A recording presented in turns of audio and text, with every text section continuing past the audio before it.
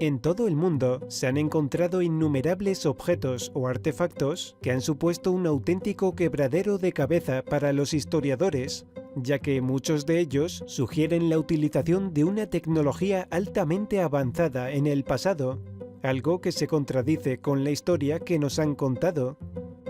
Sin más, veamos algunos de los objetos más misteriosos que se han hallado hasta ahora. La copa de Licurgo, que se encuentra expuesta en el Museo Británico, se cree que fue fabricada en Roma hace unos 1600 años, y en ella se representa la muerte del rey de Tracia, llamado Licurgo. Está hecha con un vidrio dicroico que cambia de color dependiendo de la dirección donde se ilumine, mostrando desde un color rubí hasta un tono verdoso. Curiosamente, el color de la copa también se modifica dependiendo del líquido que se vierta en ella. Para conseguir este efecto, se insertaron en el vidrio partículas de oro y plata dispersas en forma coloidal de un diámetro de 50 nanómetros, 1000 veces más pequeñas que un grano de sal. Al estudiarlo, los científicos quedaron desconcertados, ya que no comprendían cómo hace 1600 años conocían este tipo de tecnología, y en la actualidad todavía se desconoce qué proceso utilizaron para su elaboración.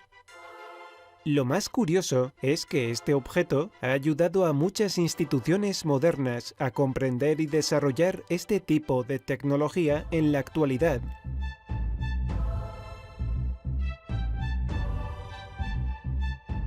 La civilización china siempre ha sido conocida por su gran ingenio.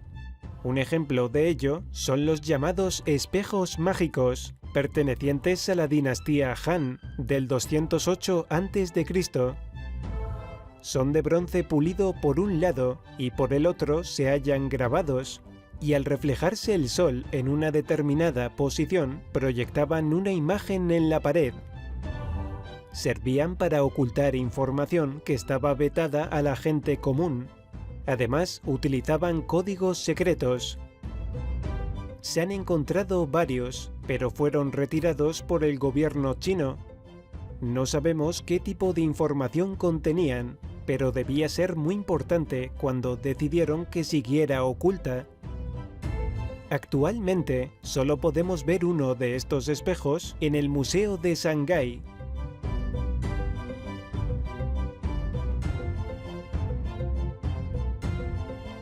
El mecanismo de Anticitera fue hallado en 1901 a 45 metros bajo el agua del mar Egeo, entre los restos de un buque de carga griego, muy próximo a la isla de Anticitera, Grecia.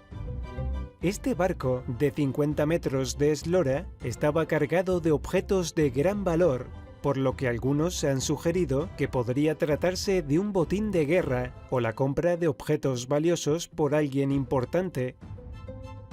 Cuando el arqueólogo Valerius Stais y su equipo examinaron la pieza, pensaron que el instrumento era tecnológicamente demasiado avanzado y complejo como para haber sido construido en la misma época que el resto de las piezas encontradas.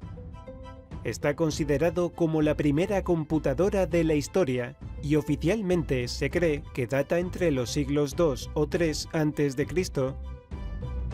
Según los estudios realizados, esta pieza fue diseñada no solo para saber la situación del Sol y la Luna, sino para predecir alineaciones de planetas y las posiciones de los astros y los eclipses con una antelación de 19 años.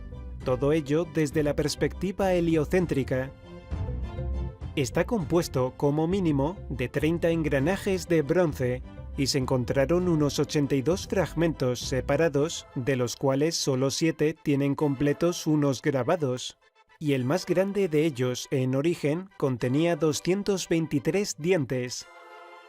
Los ingenieros que estudiaron el objeto llegaron a la conclusión que, como está tan bien ensamblado, necesariamente ha tenido que pasar por un proceso evolutivo, es decir, que es el resultado de muchas pruebas. Y sin embargo, estos prototipos antiguos no se han encontrado. Por otra parte, otros proponen que solo es una pequeña parte de un mecanismo mucho más grande.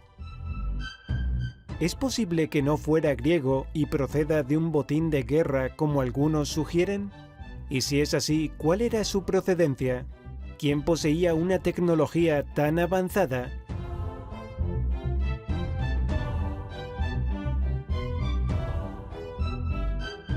En Sudáfrica, concretamente en el Museo de Klerksdorp, se encuentran expuestas unas extrañas esferas metálicas de pirita halladas por unos mineros en Ottosdal. Esto no tendría mucha importancia si no fuera porque estaban trabajando a una profundidad cuyos estratos se remontarían a más de 2.800 millones de años. En total se hallaron 200 esferas con un tamaño de entre 2 y 10 centímetros de diámetro. No se encontraron a la vez, fue poco a poco y por diferentes mineros. Muchos expertos han estudiado estas esferas metálicas y han llegado a la conclusión que son artificiales, ya que su forma esférica y sus finos surcos solo pueden haber sido hechos por seres inteligentes. Los investigadores Michael Cremo y Richard Thompson hablaron en su libro sobre estas esferas metálicas y comentaron que jamás habían visto nada semejante, ya que los objetos parecían artificiales. Lo cierto es que todas las esferas están perfectamente redondeadas, con una superficie pulida y una línea recta que rodea el diámetro mayor, y en la mayoría de ellas aparecen otras dos líneas paralelas situadas a cada lado de la línea central. Pero a pesar de la perfección de las esferas, existe otro grupo de investigadores que creen que son de origen natural, ya que consideran imposible que existan objetos artificiales de más de 2.800 millones de años. Sin embargo, no saben explicar cómo se hicieron las líneas tan perfectas en las esferas. ¿Acaso hubo vida inteligente hace tantos millones de años?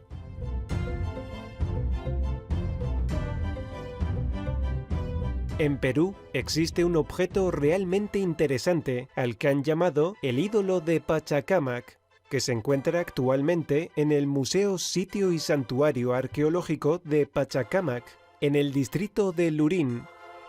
Se trata de una talla de madera que tiene un personaje bifronte en la parte superior. El ídolo fue adorado y a la vez temido en toda la costa por ser el dios de la noche y de los temblores. Esta solo es una de las muchas copias que había de la original, ya que fue destruido por los llamados extirpadores de idólatras, enviados por la Iglesia. El madero está dividido en 3 secciones. La parte superior muestra un individuo bifronte de pie cuyos rostros miran en direcciones opuestas, formando 2 personajes unidos por la espalda con características diferentes. En la parte central aparecen varias representaciones, entre ellas serpientes, cabezas de felino y plantas de maíz. La sección inferior no tiene decoración y servía para clavar el ídolo en el suelo. Lo que tenía de especial el objeto original era que supuestamente hablaba cuando se le preguntaba, siendo el oráculo más consultado del mundo andino, y se le menciona en las crónicas de los españoles de mediados del siglo XVI. En 1551, Juan de Betanzos escribió: «Decía el demonio que era el señor que había dado ser al mundo y que se llamaba Pachacámac».